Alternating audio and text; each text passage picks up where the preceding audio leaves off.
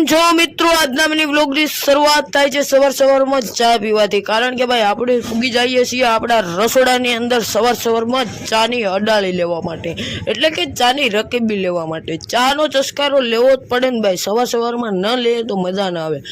ચા પીને આપણે નીકળી જઈએ છીએ આપણી સોનપરી તરફ, કારણ કે સોનપરી લઈને હવે આપણે નીકળતા થઈ જાય છે રાત।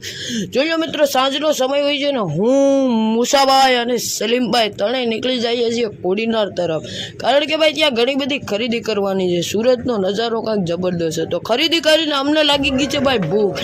તો બને છે ગરમા ગરમ ગુજરાતીના સ્પેશિયલ ગાંઠિયા, એટલે કે વણેલા ગાંઠિયા।